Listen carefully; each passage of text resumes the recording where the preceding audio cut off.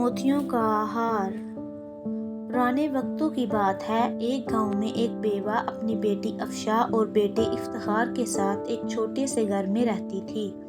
وہ ہنسی خوشی زندگی گزار رہے تھے کہ ایک دن بیوہ عورت کا انتقال ہو گیا۔ افشاں اور افتخار بہت زیادہ دکھی ہو گئے۔ ایک ہفتہ سوگ منانے کے بعد انہیں وراثت کا خیال آیا۔ وصیت تو اس کی ماں نے کی نہیں تھی۔ انہوں نے گاؤں کے بڑے بزرگوں سے مشورہ کیا۔ اس بوڑھی عورت کے پاس تھوڑی سی زمین تھی جس میں وہ فصل بوتی تھی، اور ایک ڈبیا تھی جس میں قیمتی موتی تھے۔ بزرگوں کے فیصلے کے مطابق موتیوں کی ڈبیا افشاں کے حصے میں آئی اور فصل بونے کے لیے پوری زمین افتخار کے حصے میں آ گئی۔ اس فیصلے سے افشاں تو مطمئن تھی، لیکن افتخار اس بات کے خلاف تھا کہ اسے محنت کرنے کے لیے بس ایک زمین دے دی گئی، جبکہ اس کی بہن کو بیٹھے بٹھائے قیمتی موتی مل گئے۔ فیصلے کے خلاف تو وہ جا نہیں سکتا تھا، اس لیے وہ خاموش رہا، لیکن وہ ان موتیوں کو حاصل کرنے کا پختہ ارادہ کر چکا تھا۔ موتیوں کا ہار بنا کر افشاں نے اپنے گلے میں پہن لیا تھا۔ وہ اسے ہر وقت پہنے رکھتی اور رات کو سوتے وقت اس کو اتار کر اپنے تکیے کے نیچے رکھ لیتی تھی۔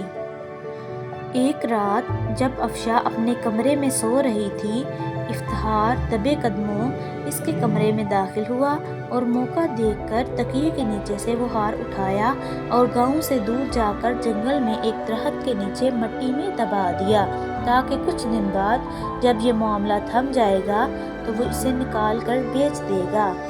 اگلی صبح جب افشاں اٹھی تو ہار کو نہ پا کر بہت پریشان ہوئی۔ اس نے اسے ہر جگہ ڈھونڈا، لیکن ہار نہیں ملا۔ افتخار سے پوچھا تو اس نے لا علمی کا اظہار کر دیا۔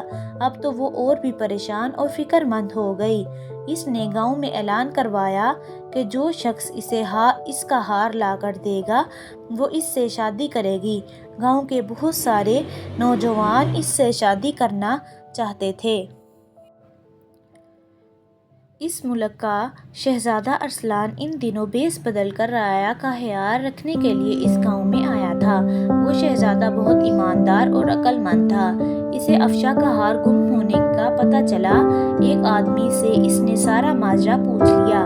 اب اس کا پہلا شک افتخار پر گیا، کیونکہ وہ بہت پرسکون تھا، جبکہ اس کی بہن کا اتنا قیمتی ہار گم گیا تھا۔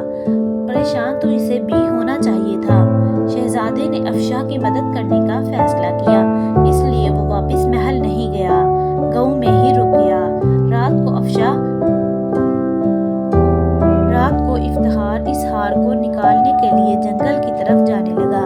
شہزادے نے اس کا تعاقب کیا۔ جیسے ہی افتخار نے زمین میں سے ہار نکالا، شہزادے نے اسے پکڑ لیا اور اسے افشاں کے پاس لے گیا۔